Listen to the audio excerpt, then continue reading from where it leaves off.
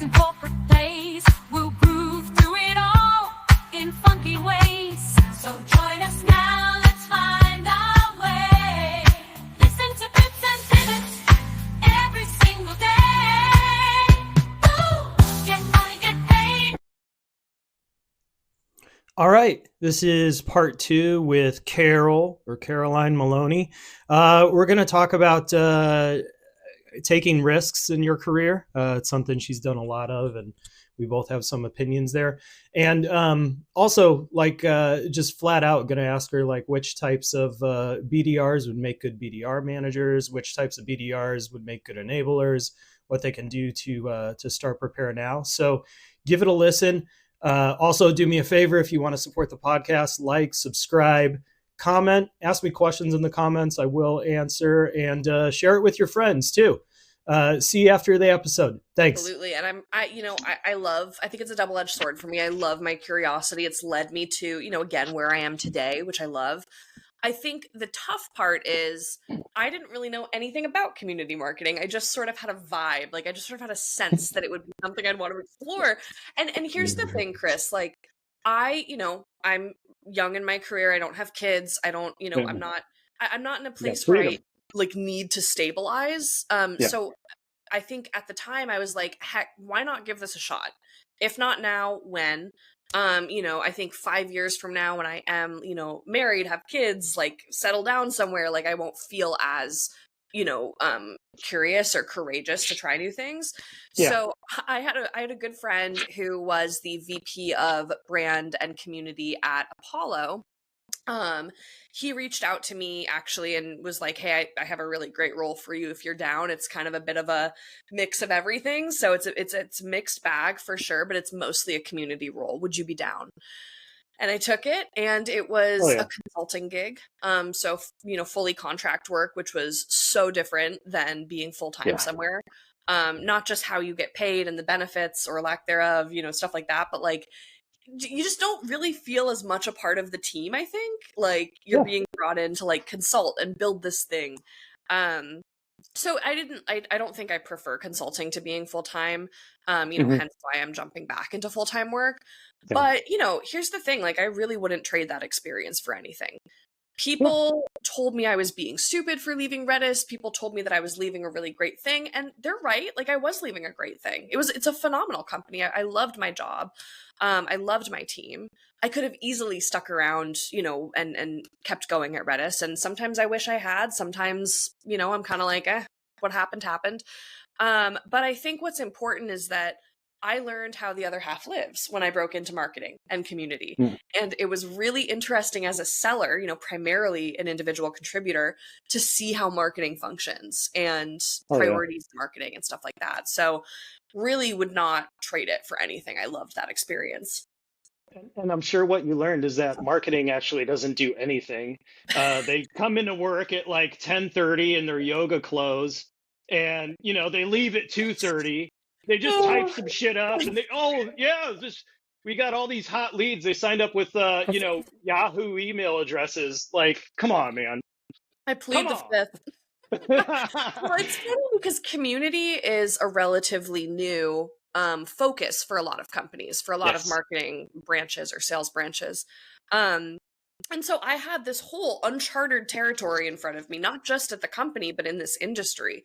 I think we're seeing community roles pop up more and more lately.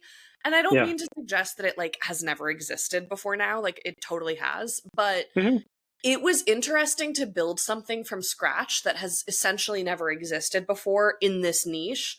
And especially at Apollo, they didn't have a community before, before we worked together. So that was really interesting. And then I moved on and I did the same thing for ZoomInfo. And so I was their first community manager hire. I worked there for a short period to help kind of build their community too. And it was a really community is so fascinating to me. I think it's a nice blend of enablement, sales, marketing, research, product. It's got pretty much all of the gears to it. It's just about how to synchronize them. Interesting. So I did that. And then at the same time, I was kind of starting to think, okay, like, what do I want long term? Because I don't know if community is it. Like, I think, Yeah. I tested my hypothesis. I think I am relatively good at this stuff, and I like it and it's cool.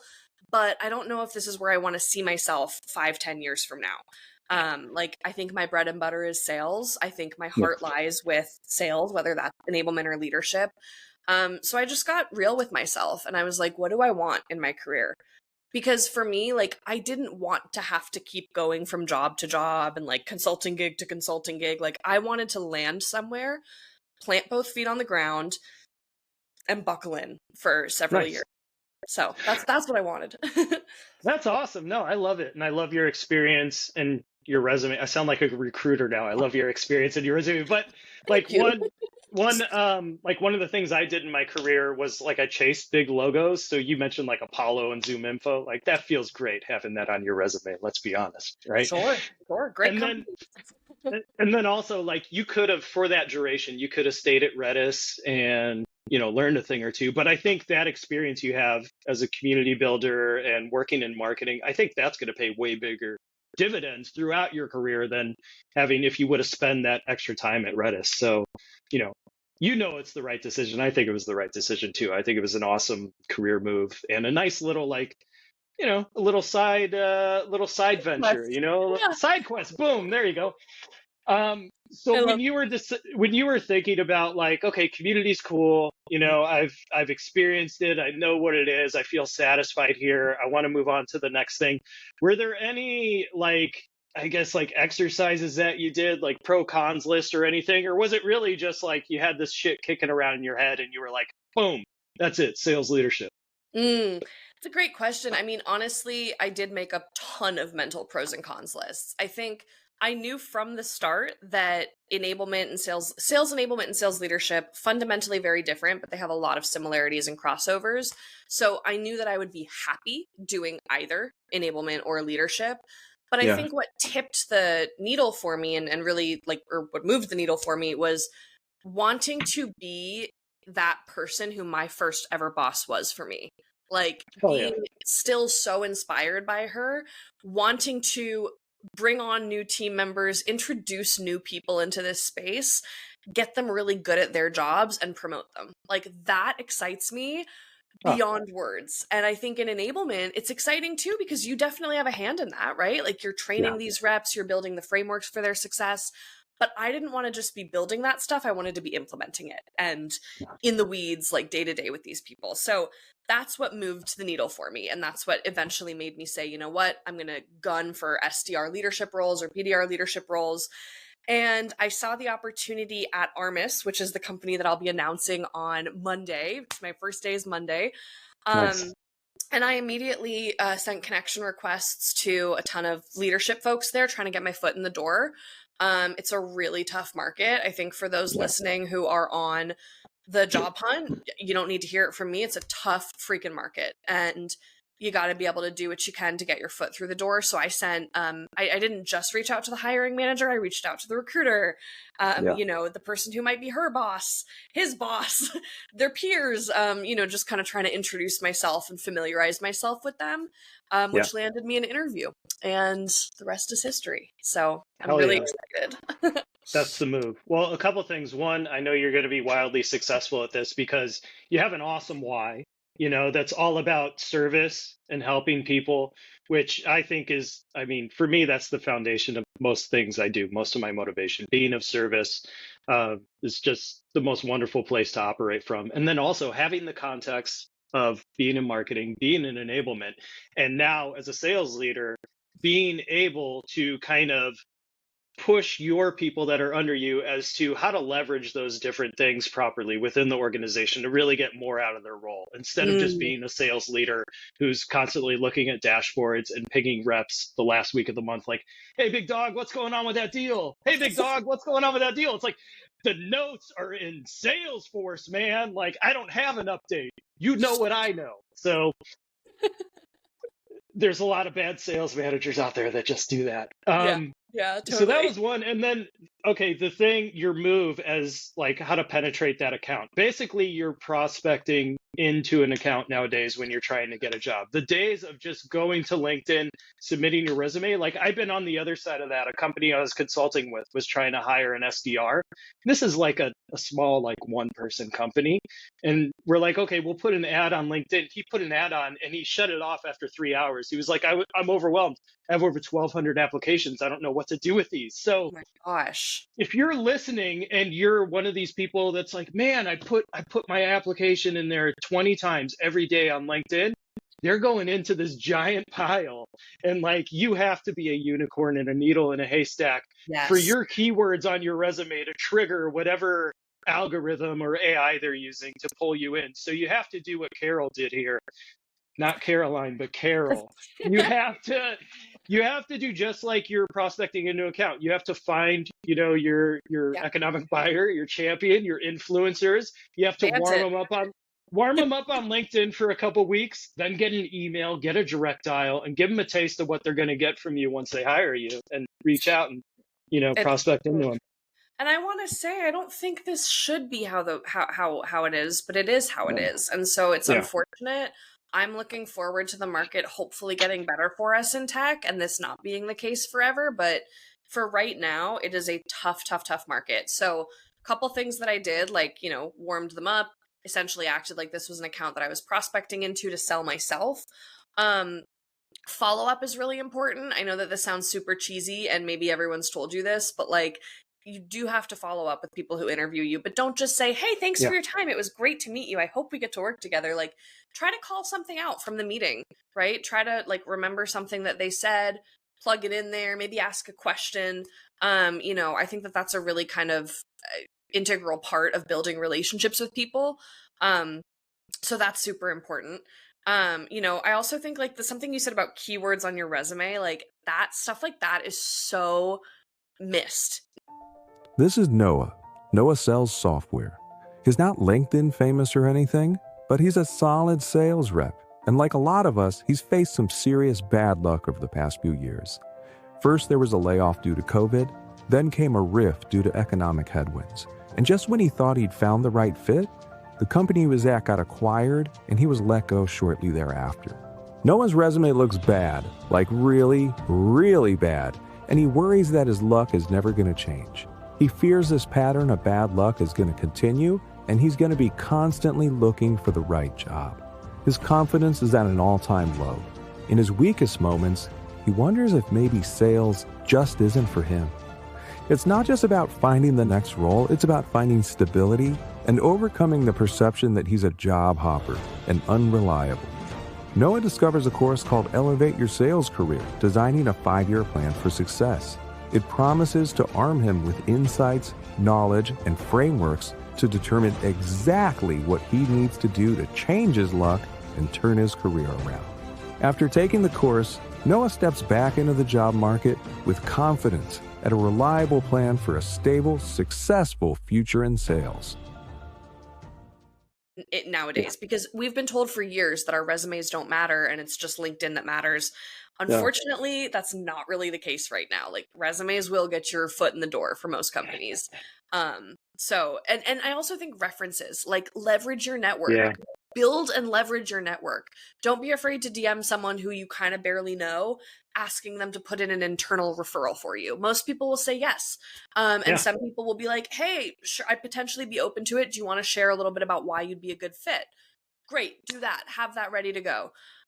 So there's tons of stuff that you can be doing right now. And I know it's such a grind and trust me, I've been there. Like I get it. But yeah, it's a tough place right now. Yeah, definitely. And I think part of it is that in tech, a lot of it was so VC driven for so long, where it was just growth at any cost. It was just like, we're raising money hand over fist. We'll just hire more reps, just whatever. And now we're moving more towards sustainability and profitability. So I think it's what we're going through now, or what we have been going through these past couple of years, is just kind of like almost like a cleansing cycle or something. Like we're transitioning into something else. We're not really sure how it's going to go. But I think what you'll start seeing is you'll see less job hopping, but I think it'll be because companies will be treating reps right, maybe getting a little more reasonable with quota setting and things like that. So creating an environment where they're not trying to just churn through reps and this, that, and the other thing. So that's Mhm. my hope. Nice. I'm curious. So, like I've been through this before, not anytime recently, but like maybe a few years ago, I was trying to move into like from sales into sales leadership after Mhm. having not been a sales manager for like 10 years. And everywhere I was interviewing, it was like, well, yeah, like you seem like you could do it, but you haven't done it in so long, and we're not willing to take a chance on you. But Mm. you've gone through these different things where these sales adjacent roles where you kind of ping ponged around. So have you kind of come up against that same type of objection in hiring? And more recently, like when you were trying to get back into sales leadership, were they ever like, well, yeah, we're sure you could do it, but the past couple of years you've been doing this other stuff, like we're kind of apprehensive. Oh, for sure. I actually had a company, the day before I got like a verbal yes from the company I'm going to now. I got a rejection from a company saying that, citing that same reason, kind of saying, hey, Mm, look, we thought you were great. The team loved you. It would be like great to keep you in our books and reach out to you if we have other opportunities in the future. But we're going to go with someone who has more direct sales leadership experience. And my vibe on that stuff is, I can't blame them, right? Like I'm sure that there were plenty of candidates more qualified than I was and with more of that direct hands-on experience. Not everyone is going to see your transferable skills as valuable. Not everyone yeah, is going to see the fact that I have years of global enablement experience as applicable, right, to sales leadership. And I do yeah, have sales leadership experience. It's just not as recent as my enablement experience. But here's the thing, like I really don't view those as losses because I genuinely think that this path has been whittled so specifically for me that Armis is the perfect opportunity for me right now. hmm, It was kind of the perfect storm that led me here. And I think that like I wouldn't have it any other way. So if you're facing I a love ton of that. rejection and you're finding yourself coming up against the same objections in interviews, I don't know, don't let it make you not pursue that role. Yeah, Because your one yes is all you need. Like you literally just need one company, one person to trust you and say yes. yeah. So yeah. But especially women too. There's that thing where guys see a job rec, and even though they know they're not quite qualified, like they'll just apply anyway, right? We have that privilege, that entitlement, or whatever about us. Women, on the other hand, they'll see something, they'll be like, "Oh, well, they want 4 years of experience. I only have 3.5," and they'll not Yeah. do it. Be a guy about it. Like just apply anyway. Just take a swing. Like that's what I Yep. always say. You're not going to hit anything with the bat on your shoulder. Just take a swing. The worst that can happen is nothing. Oh So yeah. just There do was it. a quote. There was like a poster in my middle school, and it said, "Shoot for the moon. Even if you miss, you'll land somewhere among the stars." And I Yeah. love that. It's cheesy, but it's true. It's like, look, I mean, Yeah. that's when people tell me that they're afraid to start posting on LinkedIn or they're afraid to start building a brand or having a voice. Yeah. It's like, I get it, and I'm not trying to force anyone into doing that, but I will say, like, all of my jobs that I have gotten over the last several years, connections have played a big part in. LinkedIn has played Yeah. a big part in. Being brave enough and courageous enough to step out of your comfort zone, share what you're doing, build a brand. It doesn't mean you have to be an expert. Yeah. I think plenty of folks have DM'd me being like, you are too young to be talking about this and you only have 4 years of experience, not 10. And I'm like, all Oh right, fair wow. enough. Don't follow me then. Like, unfollow me. I don't really It's so care. that's so interesting. They could have just said nothing, but they chose that. I argue. But no, I mean it's true. It's like I remember this one message I got from this gentleman who decided to let me know that my voice is not valuable on LinkedIn and he finds my posts to be stupid and obvious. And I'm like, I took a look at your resume. It looks like you have a lot of experience, which is fantastic. You have like a decade of sales experience. That's awesome. Think back to when you just started though, and you maybe could have used some of this very obvious dumb advice. Like I post for the people who are just breaking into this space, Yeah. not for the people who are already experts, right? Yeah. So Anyway, that's my long-winded way of saying, like, don't be afraid to put yourself out there. And don't No. be afraid to like carve space for yourself on platforms like LinkedIn or whatever it is for you. Maybe you want to start a podcast and you want to put your clips on YouTube or whatever. Yeah. It's cool to have like a living resume. Yeah. You know, so Yeah. No, and I agree with that sentiment too, where it's like even if you've been an SDR for a year, like you're still going to have so many valuable insights for someone who just got hired 2 weeks ago. And like you can sure. speak to those things and you are an expert at being an SDR for a year. So like Yes. talk about that. Where I have a problem and where I think most people have a problem is where when people try to inflate their experience, or like I had one and there was this guy, and I don't want to talk too much about this, but there was this guy, he just popped up in my feed one day, and like I've watched him post every day. It's good content, it's engaging content. He has loads of followers, but then finally I'm like, who the fuck is this guy? Because he just appeared out of nowhere. And he bills himself as like a 4-time founder and like all this stuff. And I'm Wow. looking at his resume, and it's like, okay, he did something for 10 years. Then he got it. He was a BDR for like 6 months. Then he was a founding AE somewhere. Then he was a founding BDR somewhere else. Like he's never managed anyone. He's never founded anything. He was just a first sales hire. So it's like he really massaged his resume a lot. So Interesting way to phrase. Yeah, 4-time founder. Interesting. yeah, Yeah. worth Well, it. I mean, listen, I think a lot of people do that on LinkedIn. I do think a lot of people get turned off by that kind of approach, but it's been instrumental in my career pivots to have a LinkedIn with as many like Yeah. connections as I have and the network that I Same. have. So, Same. I think it's a great thing. And also, like, always be a solid person wherever you go, and don't burn bridges and leave things on good terms. Like you should not feel uptight if you're in HEB doing your shopping and you see one of your old bosses or something. Like you shouldn't be like, oh shit, and like try to hide. Like that's a good test. So just always be solid. 100%. That's actually advice I would give anyone is don't ever Yeah. bad talk a company when you're in an interview or Yeah. ever.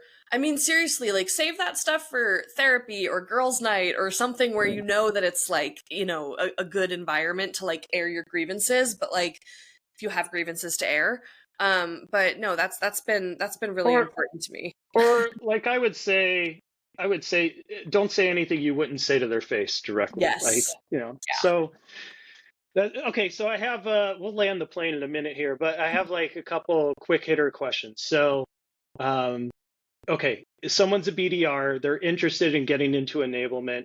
What are like which BDRs would make the perfect enablers? What are those characteristics?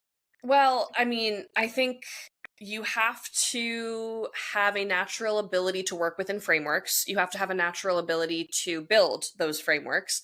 You have to be very organized. A lot of enablement is like herding resources and putting them in one place for sellers and then being able to point to those resources whenever a seller has a question. So you're almost like a walking Wikipedia or like, map almost. So you've got to be really organized. You've got to be able to work within frameworks. You've got to be able to build frameworks. I'd say if you're an SDR and you're interested in enablement, you got to sort of do the job to get the job. Like your leadership needs to see you doing that coaching, training. Maybe ask your boss if you can run a training for the team 1 month or something like that. Maybe better yet, put together a training, pitch it to your boss, and then see if they'll let you run it to the team. Love that. So that's what I did, like to kind of get to where I got to with enablement. I did a lot of that stuff. And I think it's really important. It's the whole do the job to get the job mantra. So that's what I would suggest. And I think that's what I would say about SDRs and enablement. Okay. I love that play. Okay, next question. You're a BDR. You wanna get into sales leadership, maybe. How can you start preparing as an individual contributor for that leap to sales leadership? That one is perhaps a little easier to carve out because that path is very standard, right? Like SDR to SDR team lead pipeline.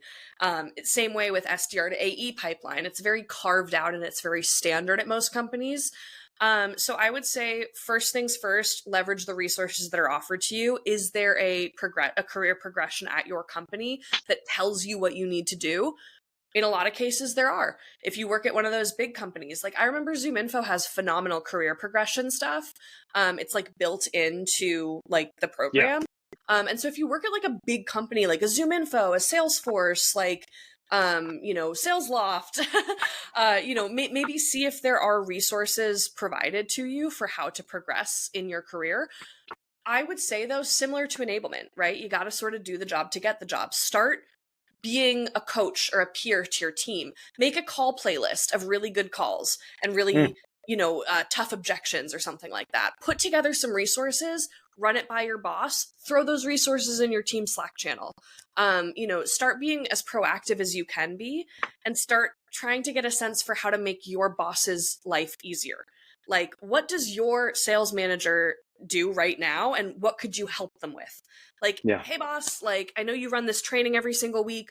I'd love to take a load off, your shoulders and maybe run it in a couple weeks. If you think that would be kosher, like here's my plan, or like, here's a presentation or something like that. So similar to enablement, but I think SDR to SDR leadership is a little bit more well carved and the path is better traced at most companies. So see what is provided for you.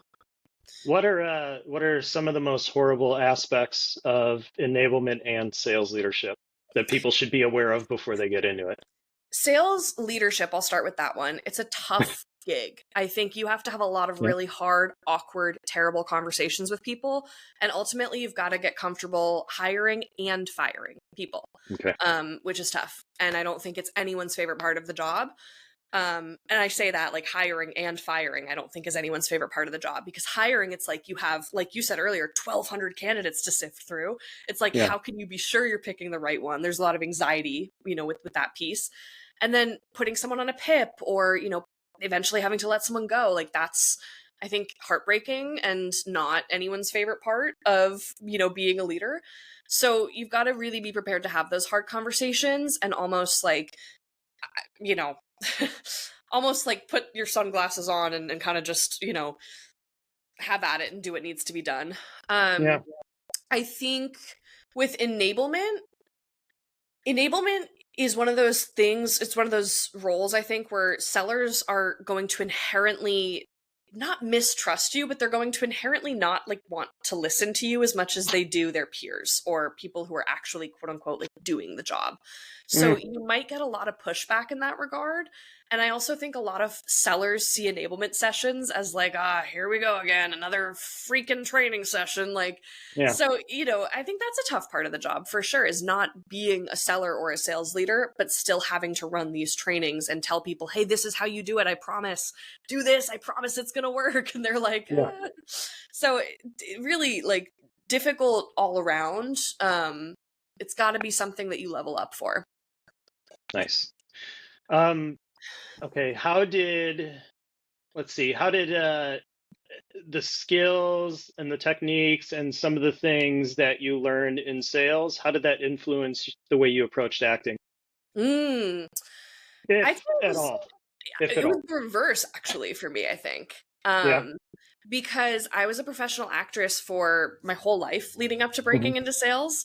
And there were so many parts about it. Like, first and foremost, I was told sales was going to have a lot of rejection and that I was going to have to develop thick skin. And I was like, you guys don't know what rejection is. I have stood on a dark stage in front of 50 plus casting agents who were talking about the size of my body and like how, attractive or lack thereof I was. That's rejection. Like that is rejection. So I feel like I had tons of experience with rejection. My skin was super, super thick.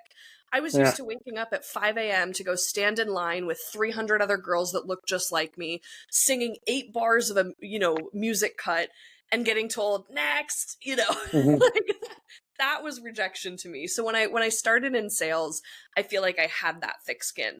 So if a prospect hung up on me or told me to kick rocks, I was like, all right, anyway, moving on. So that was a big piece. And then I also think just like the ability to deeply empathize with people and put myself in their shoes is something acting gives you. That's how you develop a character.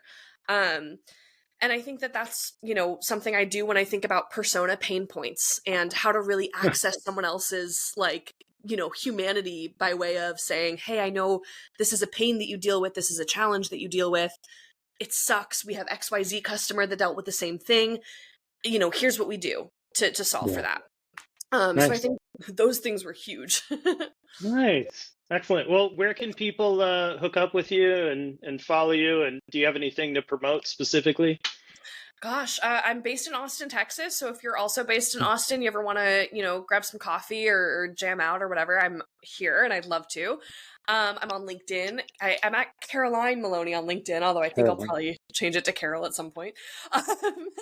And I think I start this new job at Armis on Monday, the 25th. I'm super jazzed about it. Yeah. So, yeah. You're going to crush it. Thanks. You're going to crush it. That's awesome. Well, thanks again. Really appreciate the time. I hope you're not working too much right now. I hope you're goofing off before the new job and you're having okay. That's cool. 100%. Well, excellent. Well, thank you so much. Yeah. Thanks, Chris. Take care. Yeah. All right. So that's Caroline Maloney. You can follow her on LinkedIn, Caroline Maloney on LinkedIn. She looks just like like she did in the video on LinkedIn. And she does some consulting on the side too. So, I don't know how busy she is with the new job, but if you're in the market for that type of thing, hit her up. As far as this, tune into the podcast next week. Like, comment, subscribe, all those things. Go to my website, download all the free stuff, and click on how to work with me if you're curious about that. And also you can learn more about the course that I keep talking about as well. But that's it. I appreciate you taking time out of your day to listen to this. Hope you enjoyed it. Leave me some comments below. Let me know what you liked or didn't like. Appreciate you. Bye.